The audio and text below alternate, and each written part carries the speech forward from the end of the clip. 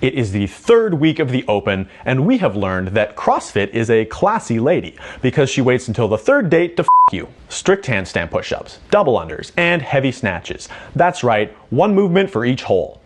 In your fitness, if you've got holes in your fitness, then you'll, look, maybe Chase talking about BKG will clear things up. He's so strong, so conditioned, he has little holes.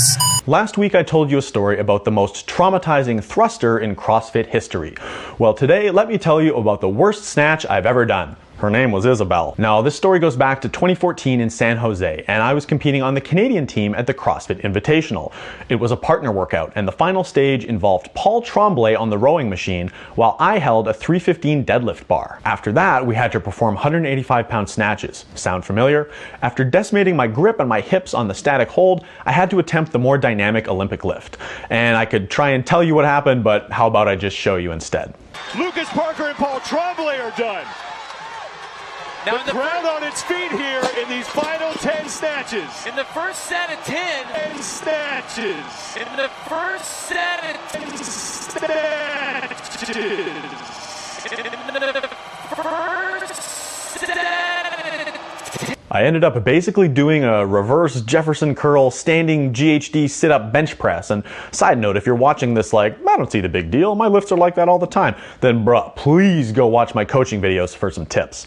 The reason I tell this story is because I had a deja vu flashback on this week's open workout. It turns out trying to do 20 handstand push-ups unbroken and then snatch a 185-pound barbell yields similar results. The takeaway is that you can never spend too much time training your body to use the legs and hips properly in the Olympic lifts. More on this in a moment. Let's shift gears and talk about technique for this workout, because that's what will hold most people back. If you're trying to get your first handstand push-up, bank some double unders, or lift more in the snatch, here are 3 warm-up drills you should try. The first is something I call a pike-seated pizza mat press. It looks weird, but it is the single best exercise I've found for handstand push-ups.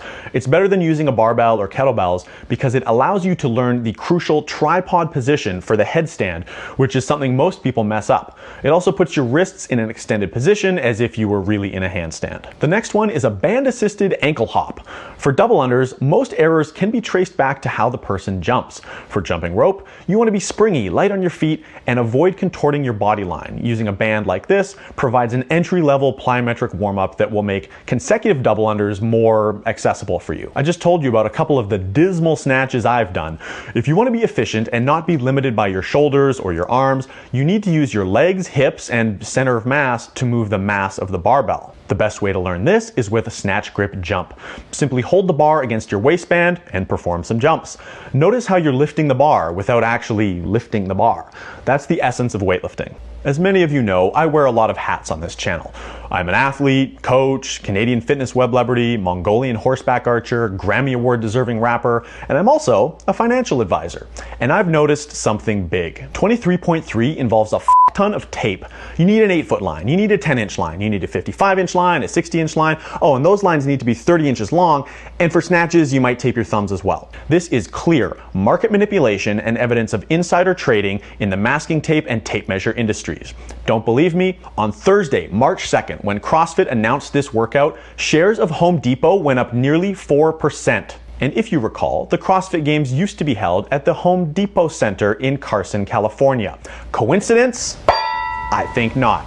This is blatant nepotism, and I intend to capitalize on it. Next week, look for Home Depot's stock price to pull back to around $292 before continuing to rally, filling this gap in the chart and targeting around $315. Oh look, another coincidence. $315 is a weight that we deadlift in CrossFit. Are your eyes open yet?